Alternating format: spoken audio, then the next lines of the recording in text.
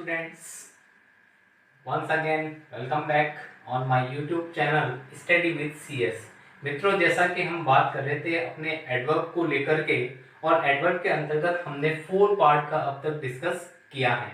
कौन कौन से हमने 4 भाग पढ़े हैं। आशा करता हूं कि जो मेरे द्वारा आपको 4 भाग बताए गए हैं वो पूर्ण रूप से, निश्चित रूप से आपको समझ में आए होंगे। आज हम 5th पार्ट को यानी आगे के पार्ट का डिस्कस करने वाले हैं। यानी हम एडवर्ब को लेकर आज जो बात करेंगे वो हमारा होगा adverb of degree. Adverb of degree कहें या एडवर्ब ऑफ क्वांटिटी कहें, देखिए दोनों में समानता है और किस प्रकार से हैं उसके फॉर्म्स को लेकर आज हम समझने वाले हैं। तो आइए मेरे साथ में समझते हैं एडवर्ब ऑफ डिग्री होता क्या है। मित्रों देखिए, एडवर्ब ऑफ डिग्री किसे कहते हैं, ये चीज हमारे लिए बहुत ही इंपॉर्टेंट है। तो एडवर्ब ऑफ डिग्री यानी हमारा कौन सा पार्ट आएगा आज, 5th पार्ट है, ठीक है ना। तो 5th पार्ट हमारा आएगा adverb of degree. Adverb of degree, इसी को मैंने आपको अभी बताया था। एडवर्ब ऑफ डिग्री को ही क्या कहा जाता है, क्वांटिटी भी कहा जाता है। क्या कहा जाता है, क्वांटिटी भी कहा जाता है। क्वांटिटी भी इसको कह सकते हैं। तो एडवर्ब ऑफ डिग्री और क्वांटिटी दोनों एक ही बात है। एडवर्ब ऑफ डिग्री और क्वांटिटी, इसको हम हिंदी में इसका एक और हम चीज कह सकते हैं डिग्री, क्वांटिटी, या हम इसको कह सकते हैं एक्सटेंड। क्या कह सकते हैं मित्रों, एक्सटेंड भी इसी को कह सकते हैं। यानी इसके 3 नाम हो गए, डिग्री कहें, क्वांटिटी कहें या एक्सटेंड कहें, तो एक ही बात है। Degree, quantity. क्वांटिटी का मतलब क्या होता है, मात्रा सूचक, यानी हम इसको कह सकते हैं मात्रा सूचक क्रिया विशेषण। क्या कहेंगे मित्रों, मात्रा सूचक क्रिया विशेषण, ये इसको हिंदी में कहा जाता है। अब इसकी डेफिनेशन को लेकर अगर हम बात करें तो हम ये कह सकते हैं मित्रों, ऐसे क्रिया विशेषण जिनका प्रयोग किसी क्रिया अथवा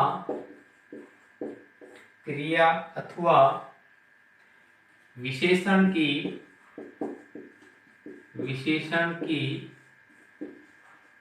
मात्रा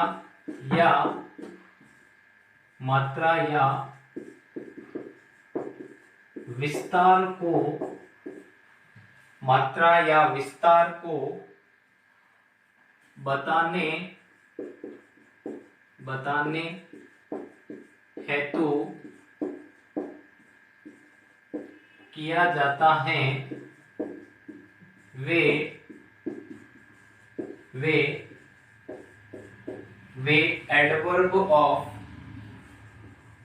एडवर्ब ऑफ डिग्री कहलाते हैं।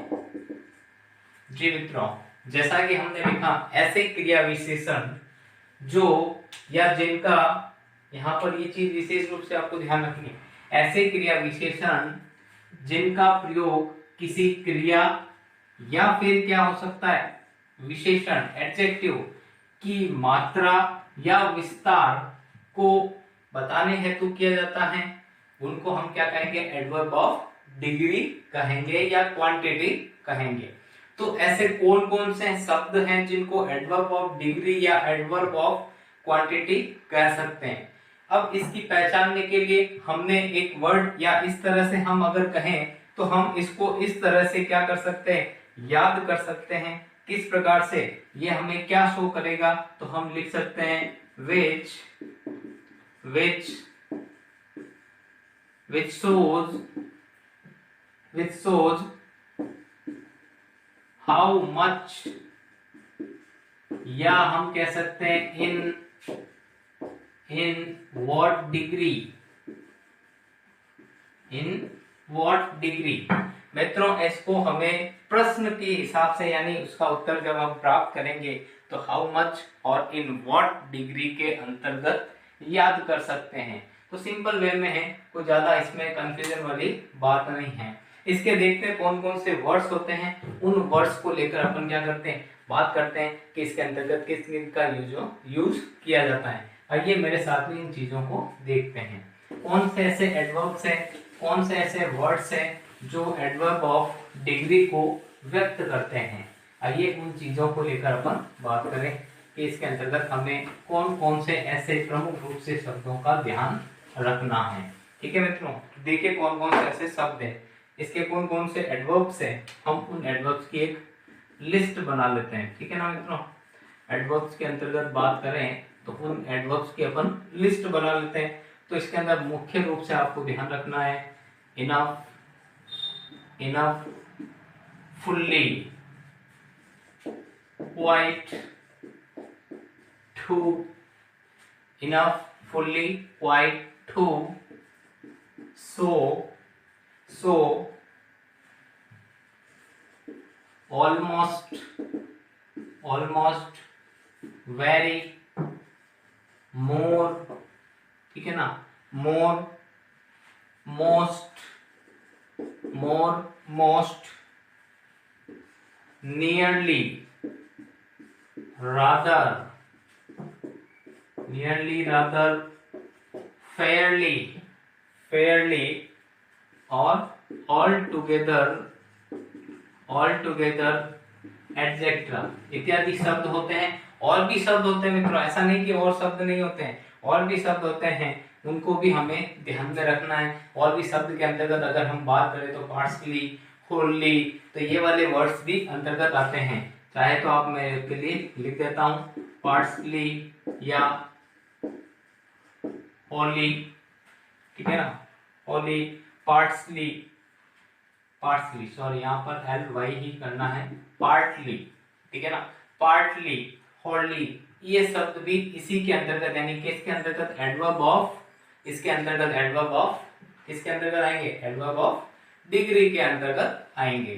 ठीक है तो कुछ एग्जांपल्स लेते हैं, कुछ एग्जांपल्स को लेकर अपन बात करते हैं किस प्रकार से इसके एग्जांपल्स होते हैं। तो एग्जांपल्स के अंतर्गत अगर हम बात करें तो सामान्य एग्जांपल से अपन सिंपल टू कॉम्प्लेक्स की ओर बढ़ेंगे।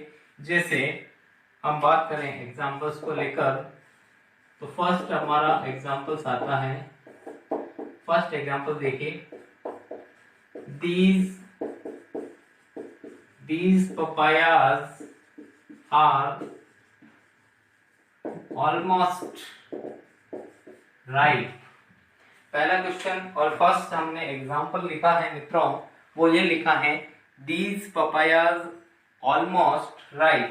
तो आपको यहाँ पर सीधे ही उस शब्द के माध्यम से पता चल गया होगा कि यहाँ पर एडवर्ब ऑफ डिग्री कौन सा है। तो यहाँ पर जो चीज है ऑलमोस्ट, वो हमारा क्या है, एडवर्ब ऑफ डिग्री है। क्या है मित्रों, एडवर्ब ऑफ डिग्री। दूसरा एग्जांपल लेते हैं, उसके अंदर बात करें तो हम कह सकते हैं he was so glad, he was so glad। तो इसके अंतर्गत अगर बात करें तो सो हमारा क्या है, सो भी हमारा एडवर्ब ऑफ डिग्री है, एडवर्ब ऑफ डिग्री है। चाहे तो अपन नोट कर सकते हैं एडवर्ब ऑफ डिग्री, ताकि वापस जब इस चीज का रिपीट हो तो हम अच्छे से समझ पाए। और भी बात करें तो हम कह सकते हैं जैसे हमने लिखा रौनक इज टू केयरलेस। हमने ये बात की रौनक इज टू केयरलेस। अब मित्रों यहाँ पर आपको चीज ध्यान रखनी है, दो चीजें विशेष रूप से ध्यान रखनी है। टू हमारा यहाँ पर क्या है, एडवर्ब ऑफ डिग्री हुआ, एडवर्ब ऑफ डिग्री हुआ। अब यहाँ पर मित्रों आपको ध्यान रखना केयरलेस, हमने ये चीज पहले पढ़ी है।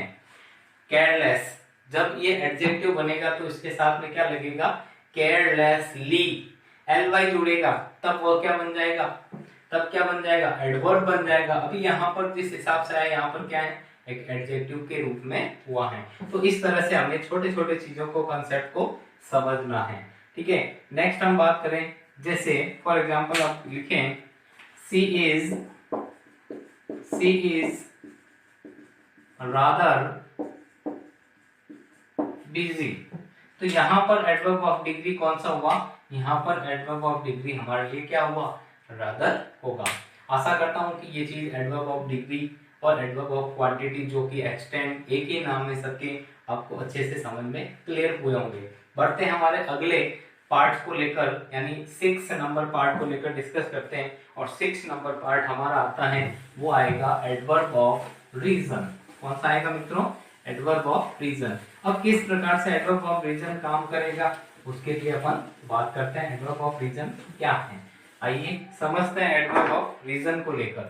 6 हमारा पार्ट जो आएगा, 6 हमारा पार्ट होगा एडवर्ब के अंतर्गत adverb of reason, adverb of reason. कौन सा मित्रों, एडवर्ब ऑफ रीजन। अब रीजन से ही पता चल रहा है, रीजन का मतलब होता है क्या, कारण। तो यहां पर हम लिख सकते हैं कारण, क्या लिखेंगे, कारणवाचक, कारणवाचक क्रिया विशेषण। क्या लिखेंगे मित्रों, कारणवाचक क्रिया विशेषण। इसी को एडवर्ब ऑफ रीजन भी कहते हैं। अब सीधा सा सिंपल अभी हमने लिखा था, और हमें इसके अंदर विशेष रूप से जो चीज का हमें ध्यान रखना है, वो हमें किस चीज का ध्यान रखना है, which shows, क्या शब्द ये व्यक्त करता है, why ध्यान रखना है, इज इम्पोर्टेंट है। यहाँ पर जितने भी हम प्रतीक के अंदर जहां तक हमने लिखे हैं, ये हमारे लिए बहुत ही जरूरी है कि हमें इन चीजों को ध्यान रखना है। एडवर्ब ऑफ रीजन के अंतर्गत हमें यह ध्यान रखना है, which shows why। which क्या हमें व्यक्त करता है, show यानी क्या व्यक्त करता है, why को, क्यों को व्यक्त करता है। ठीक है, तो हम इसके अंतर्गत बात करेंगे, तो हम इसके अंदर डेफिनेशन के अंतर्गत लिखेंगे, ऐसे क्रिया विशेषण, ऐसे क्रिया विशेषण जिनका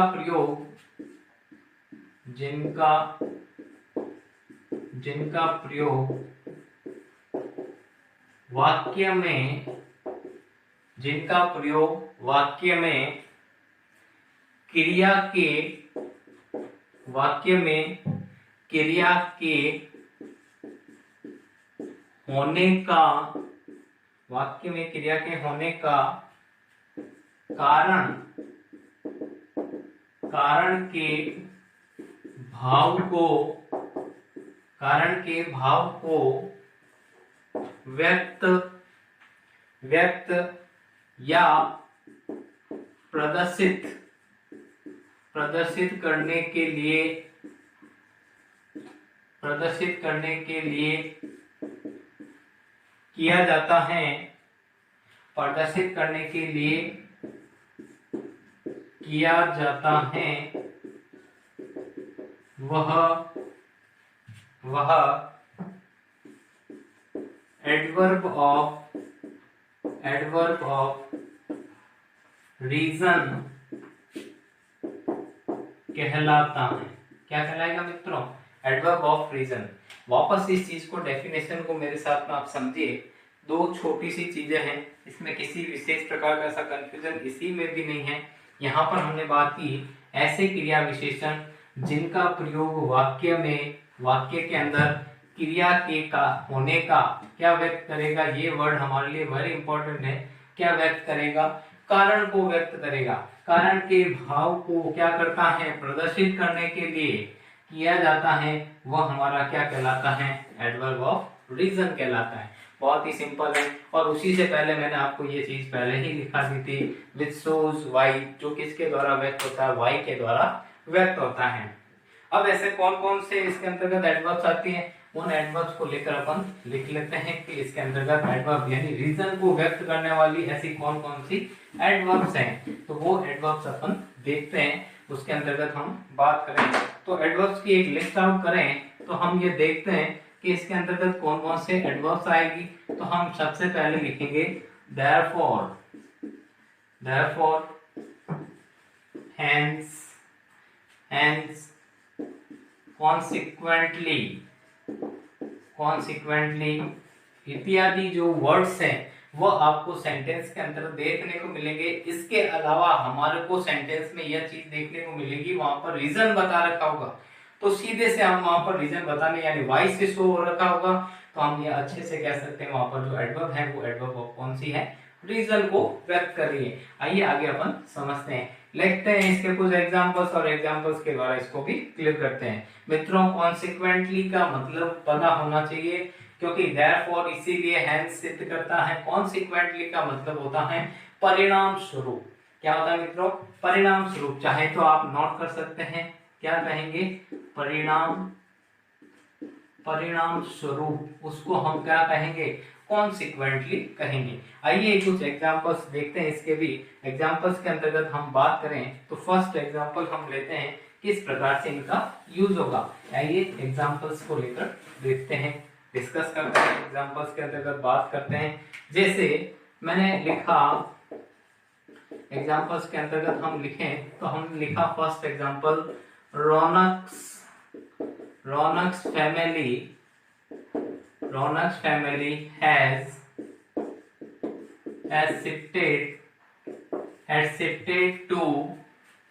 shifted to another city, comma, he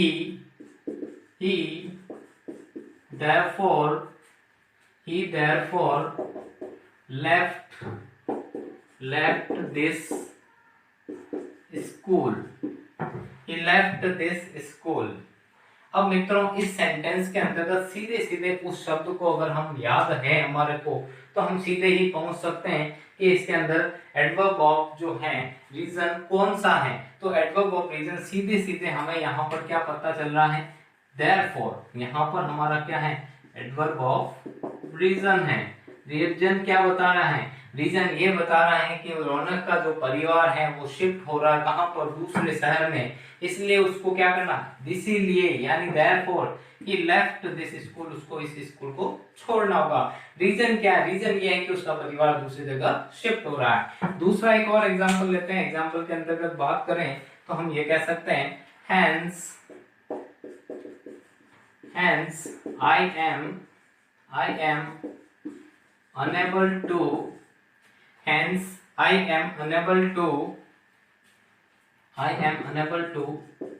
help you।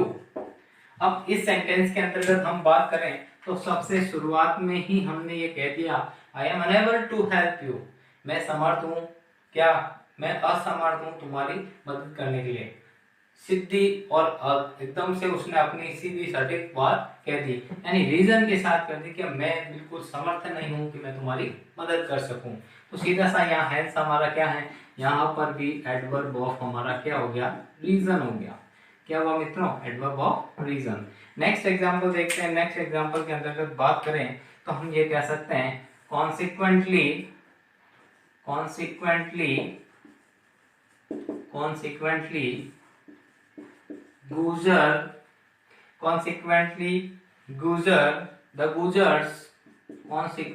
the Gujars, ठीक है ना, consequently the Gujars have gone on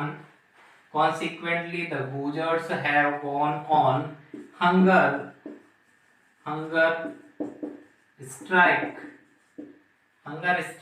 Consequently the Gujars have gone on hunger strike, ठीक है ना। तो सिंपल सीधे शब्द में हमने यहाँ पर जो यूज किया है वो कॉन्सिक्वेंटली हमारा क्या है, एडवर्ब ऑफ रीजन को व्यक्त कर रहा है। कौन सा कर रहा है मित्रों, एडवर्ब ऑफ रीजन को व्यक्त कर रहा है। और ये चीज हमें ये भी बता रही है कि इन शब्दों से सेंटेंस इस प्रकार बनते हैं और सेंटेंस के रीजन्स को व्यक्त किया जाता है। ठीक है मित्रों, आशा करता हूं कि ये दोनों चीजें जो हमने डिस्कस की हैं आपको अच्छे से क्लियर हुई होगी। नेक्स्ट हम जल्द ही उपस्थित होंगे, वही अक्सर मैं कहता हूं, नई ऊर्जा नए जोश के साथ में। तब तक बने रहें, और जिन व्यक्तियों ने अभी तक चैनल को सब्सक्राइब नहीं किया है निश्चित रूप से आराम से सोच विचार करके करें, किसी प्रकार की कोई जल्दबाजी नहीं है। बने रहें, बड़ा ही आनंद आने वाला है। उसी जोश उसी उत्साह के साथ फिर से दोबारा मुलाकात होगी। तब तक के लिए नमस्कार।